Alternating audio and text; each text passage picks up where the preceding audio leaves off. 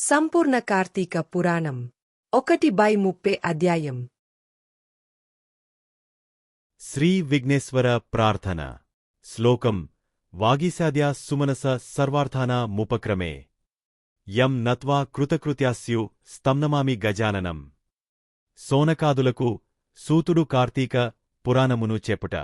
శ్రీమదనంతకోటి బ్రహ్మాండ నాయకుడైన భగవంతుని సృష్ట్యందలి శిష్టేష్ట విశిష్టమైన శ్రీ నైమిశారణ్యమునకు సత్రేష్టి దర్శనార్థియే విచ్చేసిన సూతమహర్షిని సత్కరించి సంతుష్టుని చేసి స్థానికులైన సోనకాది ఋషులాయనను పరివేష్టించినవారై సకల పురాణగాథా గని సూతముని కలికల్మష నాశకము కైవల్యదాయకము అయిన కార్తీకమాస మహాత్మ్యమును వినిపించి మమ్ములను ధన్యులను చేయుమని కోరారు.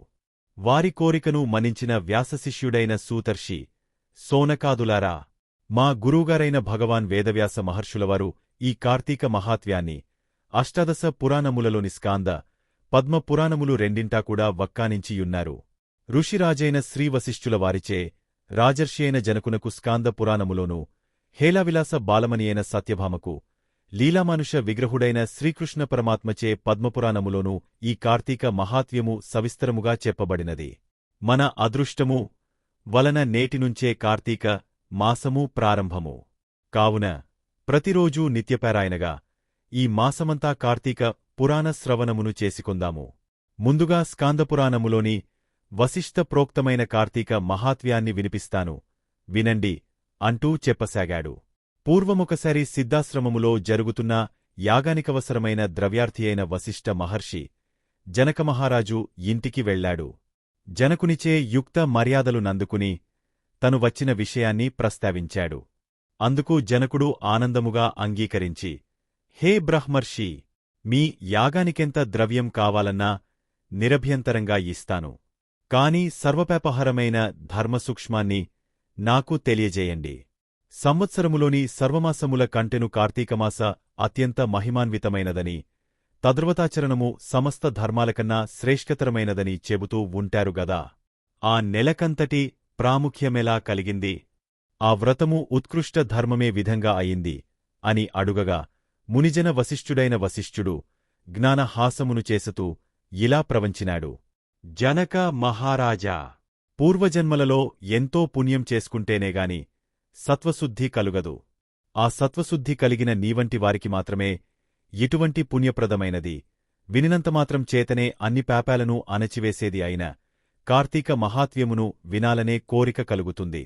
విశ్వశ్రేయాన్ని దృష్టిలో ఉంచుకుని నీవడిగిన సంగతులను చెబుతాను, విను. ఓ విదేహా, కార్తీకమాసములో సూర్యుడు తులాసంక్రమణములో నుండగా సహృదయతతో ఆచరించే స్నాన, దాన, జప, పూజాదులు విశేష ఫలితాలనిస్తాయని తెలుసుకో. ఈ కార్తీక వ్రతాన్ని తులాసంక్రమణాదిగా గాని శుద్ధ పాడ్యమినుంచిగాని ప్రారంభించాలి.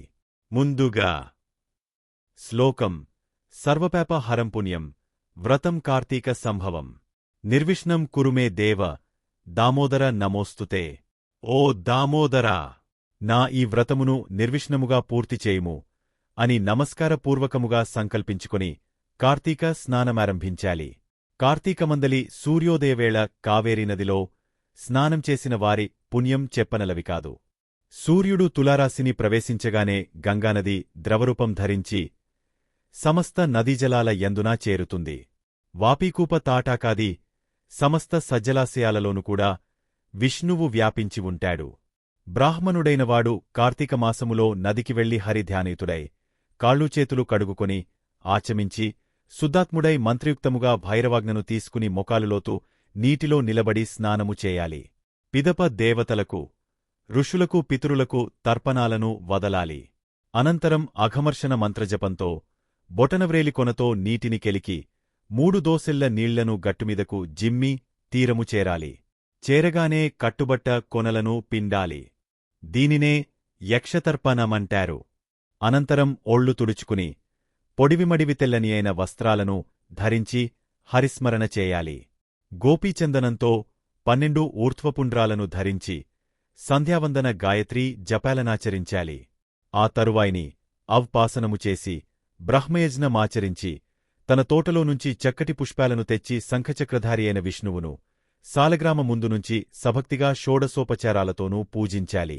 అటు పిమ్మట కార్తీక పురాణ పఠనమునుగాని శ్రవణమునుగాని ఆచరించినవాడై స్వగృహాన్ని చేరి దేవతార్చన వైశ్య దేవాదులను చేసి భోజనమును చేసి ఆచమించి పునః పురాణ కాలక్షేపమును చేయాలి. సాయంకాలము కాగానే ఇతర వ్యాపారాలనన్నిటినీ విరమించుకుని శివాలయములోగాని విష్ణ్వాలయములోగాని యథాశక్తి దీపాలను బెట్టి అక్కడి స్వామినారాధించి భక్ష్యభోజ్యాదులు నివేదించి శుద్ధ వాక్కులతో వారిని స్తుతించి నమస్కరించుకోవాలి. ఈ కార్తీక మాసము పొడుగునా ఈ విధంగా వ్రతాన్ని చేసినవారు పునరావృత్తి రహితమైన వైకుంఠాన్ని పొందుతున్నారు. ప్రస్తుత పూర్వ జన్మార్జితాలైన పాపాలన్నీ కూడా కార్తీక వ్రతం వలన హరించుకుపోతాయి. వర్ణాశ్రమ లింగవయోభేద రహితముగా ఈ వ్రతాన్ని ఎవరాచరించినా సరేవాళ్లు మోక్షార్హులు కావడం నిస్సంశయము. జనకరాజా తనకు తానుగా ఈ వ్రతాన్ని ఆచరించలేకపోయినా ఇతరులు చేస్తుండగా చూసి అసూయరహితుడై ఆనందించేవానికి ఆ రోజు చేసిన పాపాలన్నీ విష్ణుకృపాగ్నిలో ఆహుతి అయిపోతాయి. హే జనక మహారాజా, వినినంత మాత్రము చేతనే మనోవాక్కాయముల ద్వారా చేయబడిన సర్వపాపాలను హరింపచేసే కార్తీక మహాత్మ్యాన్ని శ్రద్ధగా వినుస్సుమా. అందున ఈ నెలలో శివప్రీతిగా సోమవార వ్రతము ఆచరించేవాడు తప్పనిసరిగా కైలాసాన్ని చేరుకుంటాడు. కార్తీకమాసంలో వచ్చే ఏ సోమవారము నాడైనా సరే స్నాన జపాదులను ఆచరించినవాడు 1000 అశ్వమేధాల ఫలాన్ని పొందుతాడు. ఈ సోమవార వ్రతవిధి 6 రకాలుగా ఉంది. 1 ఉపవాసము, 2 ఏకభక్తము, 3 నక్తము, 4 అయాచితము, 5 స్నానము, 6 తిలదానము. 1 ఉపవాసము. శక్తిగలవారు కార్తీక సోమవారం నాడు పగలంతా ఉపవాసముతో గడిపి సాయంకాలమున శివాభిషేకం చేసి నక్షత్ర దర్శనానంతరమున తులసితీర్థము మాత్రమే సేవించాలి. 2 ఏకభక్తము. సాధ్యం కానివాళ్లు ఉదయం స్నానదాన జపాలను యథావిధిగా చేసుకొని మధ్యాహ్నమున భోజనము చేసి రాత్రి భోజనానికి బదులు శైవతీర్థమో తులసీ తీర్థమో మాత్రమే తీసుకోవాలి. 3 నక్తము. పగలంతా ఉపవసించి రాత్రి నక్షత్ర దర్శనం తరువాత భోజనమునకు గాని ఉపాహారమును గాని స్వీకరించాలి. 4 అయాచితము. భోజనానికే తాము ప్రయత్నించకుండా ఎవరైనా వారికి వారుగా పిలిచి పెడితే మాత్రమే భోజనం చేయడం అయాచితము. 5 స్నానము. పై వాటికి వేటికి శక్తి లేనివాళ్లు సమంత్రక స్నాన జపాదులు చేసినప్పటికినీ చాలును. 6 తిలదానము. మంత్ర జపవిధులు కూడా తెలియనివాళ్లు కార్తీక సోమవారము నాడు నువ్వులను దానము చేసినా సరిపోతుంది. పై 6 పద్ధతులలో దేనిని ఆచరించినా కార్తీక సోమవార వ్రతము చేసినట్లే అవుతుంది. కాని తెలుసుండికూడా ఏ ఒక్కదానిని ఆచరించనివాళ్లు 8 యుగాలపాటు కుంభీపేక రౌరవాది నరకాల్ని పొందుతారని ఆర్షవాక్యము. ఈ వ్రతాచరణము వలన అనాథలు, స్త్రీలు కూడా విష్ణు సాయుజ్యమును పొందుతారు. కార్తీకమాసములో వచ్చే ప్రతి సోమవారము నాడు కూడా పగలు ఉపవసించి రాత్రి నక్షత్ర దర్శనానంతరము మాత్రమే భోజనము చేస్తూ ఆ రోజంతా భగవద్ధ్యానములో గడిపేవాళ్లు తప్పనిసరిగా శివసాయుజ్యాన్ని పొందుతారు. సోమవార వ్రతాన్ని చేసేవాళ్లు నమకచమక సహితంగా శివాభిషేకమును చేయుట ప్రధానమని తెలిసికోవాలి. ఈ సోమవార వ్రతఫలాన్ని వివరించే ఒక ఇతిహాసాన్ని చెబుతాను విను. పూర్వం ఒకానొక బ్రాహ్మణునికి నిశ్చురి అనే కూతురుండేది. పుష్టిగానూ అందంగానూ అత్యంత విలాసంగాను ఉండే ఈమెకు గుణాలు మాత్రం శిష్కమైనవి అబ్బలేదు. దుష్టగుణ భూయిష్కమై గయ్యాళిగానూ కాంకురాలుగాను చరించే ఈ నిశ్చురిని ఆమె గుణాలరీత్యా కర్కశ అని కూడా పిలుస్తూ ఉండేవారు. బాధ్యత ప్రకారం తండ్రి ఆ కర్కశను సౌరాష్ట్ర బ్రాహ్మణుడైన మిత్రశర్మ అనేవానికిచ్చి తన చేతులు దులిపేసుకున్నాడు. ఆ మిత్రశర్మ చదువుకున్నవాడు, సద్గుణవంతుడు, సదాచారపరుడు, సరసుడు మాత్రమే కాక సహృదయుడు కూడా కావడం వలన కర్కశ ఆడినది ఆటగా, పాడినది పాటగా కొనసాతూ వచ్చింది. పైగా ఆమె ప్రతిరోజూ తన భర్తను తిడుతూ, కొడుతూ ఉండేది. అయినప్పటికీ కూడా మనస్కు నచ్చినది కావడం వలన మోజు చంపుకోలేక భార్యను పరిత్యజించడం తన వంశానికి పరువు తక్కువనే ఆలోచన వలన మిత్రశర్మ కర్కశ పెట్టే కఠిన హింసలనన్నిటినీ భరిస్తూనే ఉండేవాడుగాని ఏనాడూ ఆమెను శిక్షించలేదు. ఆమె ఎందరో పరపురుషులతో అక్రమ సంబంధమును పెట్టుకుని భర్తను, అత్తమామలను మరింత నిర్లక్ష్యంగా చూసేది. అయినా భర్త సహించాడు. ఒకానొకనాడు ఆమె యొక్క విటులలో ఒకడు ఆమెను పొందుతూ, నీ మొగుడు బ్రతికి ఉండటం వల్లనే మనం తరచూ కలుసుకోలేకపోతున్నాం అని రెచ్చగొట్టడంతో కర్కస ఆ రాత్రికి రాత్రే నిద్రాముద్రితుడై ఉన్న భర్త శిరస్సును ఒక పెద్ద బండరాతితో మోది చంపివేసి ఆ శవాన్ని తానే మోసుకునిపోయి ఒక పాడుబడిన నూతిలోనికి విసిరివేసింది. ఇదంతా గమనించినప్పటికీ కూడా ఆమెకామె విటులబలం ఎక్కువ కావడంచేత అత్తమామలామెనేమీ అనలేక తామే ఇల్లు వదిలి పారిపోయారు. అంతటితో మరింత స్వతంత్రించిన కర్కస కన్నుమిన్నుగానని కామావేశంతో అనేక మంది పురుషులతో సంపర్కము పెట్టుకొని ఎందరో సంసార స్త్రీలను కూడా తన మాటలతో భ్రమింపజేసి తన విటులకు తార్చి తద్వారా సొమ్ము చేసుకునేది. కాలం గడిచింది. దాని బలం తగ్గింది. యవ్వనం తొలగింది. శరీరంలోని రక్తం పలచబడటంతో కర్కస జబ్బు పడింది. అసంఖ్యాక పురుషోత్తములతో సాగించిన శృంగార క్రీడల పుణ్యమా అని అనూహ్యమైన వ్యాధులు సోకాయి. పూలగుత్తిలాంటి మేను పుల్లుపడిపోయింది. జిగిబిగి తగ్గిన కర్కస వద్దకు విటుల రాకపోకలు తగ్గిపోయాయి. ఆమె సంపాదన పడిపోయింది. అందరికందరూ ఆమెనసహించుకోసాగారు. తుదకు అక్రమపతులకేగాని సుతులకు నోచుకుని ఆ నిశ్చుర తినడానికి తిండి, ఉండేందుకింత ఇల్లు, వంటినిండా కప్పుకునేందుకు వస్త్రము కూడా కరువైనదై సుఖవ్రణాలతో నడివీధినపడి మరణించింది. కర్కస శవాన్ని కాటికి మోసుకుపోయే దిక్కుకూడా లేకపోయింది. యమదూతలా జీవిని పేసబద్ధను చేసి నరకానికి తీసుకువెళ్లారు. యముడామెకు దుర్భరమైన శిక్షలను విధించాడు. భర్తను విస్మరించి పరపురుషుల నాలింగనము చేసుకున్న పాపానికి ఆమె చేతమండుతున్న ఇనుపస్తంభాన్ని కోగలింపచేశాడు. భర్త తలను బ్రద్దలు కొట్టినందుకు ముండ్లగదలతో ఆమె తల చిట్లేటట్లు మోదించాడు. భర్తను దూషించినందుకు కొట్టినందుకు, తన్నినందుకు దాని పాదాలను పట్టుకుని కఠినశిలలపై వేసి బాధించాడు. సీసమును గాచి చెవులలో పోయించాడు. కుంభీపేక నరకానికి పంపాడు.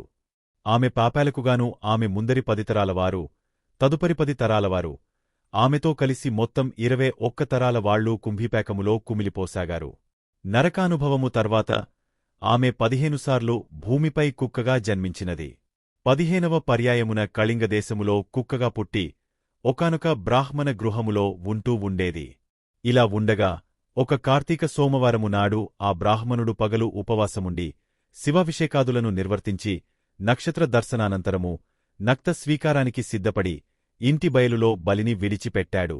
ఆనాడంతా ఆహారము దొరకక పస్తు పడివున్న కుక్క ప్రదోష దినాన ఆ బలి అన్నాన్ని భుజించినది. బలి భోజనము వలన దానికి పూర్వస్మతి కలిగి, ఓ విప్రుడా, రక్షింపమని కుయ్యి పెట్టినది. దాని అరుపులు వినివచ్చిన విప్రుడు కుక్క మాటలాడటాన్ని గమనించి విస్తుపోతూనే, ఏమి తప్పుచేశావు? నిన్ను నేనెలా రక్షించగలను? అని అడిగాడు. అందుకా కుక్క, ఓ బ్రాహ్మణుడా, పూర్వజన్మలో నేనొక విప్రవనితను. కామముతో కండ్లు మూసుకుపోయి జారత్వానికి ఒడిగట్టి భర్త హత్యకు, వర్ణసంకరానికి కారకురాలినైన పతితను. ఆయా పాపాలకనుగుణంగా అనేక కాలం నరకంలో చిత్రహింసలననుభవించి ఈ భూమిపై ఇప్పటికి 14 సార్లు కుక్కగా పుట్టాను. ఇది 15వ శారీ. అటువంటిది ఇప్పుడు నాకు హఠాత్తుగా ఈ పూర్వజన్మలెందుకు గుర్తుకువచ్చాయో అర్థము కావడంలేదు. దయచేసి విశదపరుచుమని కోరినది. బ్రాహ్మణుడు సర్వాన్నీ జ్ఞానదృష్టి చేత తెలుసుకుని, సునకమా, ఈ కార్తీక సోమవారమునాడు ప్రదోషవేళ వరకు పస్తుపడి ఉండి నాచే విడువబడిన బలిభక్షణమును చేయుట వలననే నీకీ పూర్వజన్మ జ్ఞానము కలిగినదని చెప్పాడు. ఆపై నా జాగలము, కరుణామయుడైన ఓ బ్రాహ్మణుడా, నాకు మోక్షమెలా సిద్ధించునో ఆనతీయమని కోరిన మీదట దయాహృదయుడైన ఆ భూసురుడు తాను చేసిన అనేకానేక కార్తీక సోమవార వ్రతాలలో ఒక సోమవారం వాటి వ్రతఫలాన్ని ఆ కుక్కకి ధారపోయగా ఆ క్షణమే ఆ కుక్క తన సునకదేహాన్ని పరిత్యజించి దివ్యస్త్రీ శరీరినియై ప్రకాశమానహార వస్త్ర విభూషితయై పితృదేవతా సమన్వితయై కైలాసమునకు చేరినది. కాబట్టి ఓ జనక మహారాజా, నిస్సంశయ నిశ్రేయసదాయి అయిన ఈ కార్తీక సోమవార వ్రతాన్ని నీవు తప్పనిసరిగా ఆచరించు అంటూ వశిష్ఠుడు చెప్పడం ఆపాడు. నిషిద్ధములు: ఉల్లి, ఉసిరి, చద్ది, ఎంగలి, చల్లని వస్తువులు, దానములు, నెయ్యి, బంగారం, పూజించాల్సిన దైవము, స్వథా అగ్ని, జపించాల్సిన మంత్రము, ఓం జాతవేదసే స్వధాపతే స్వాహ. ఫలితము తేజోవర్ధనము. మొదటి రోజు పారాయణము సమాప్తము.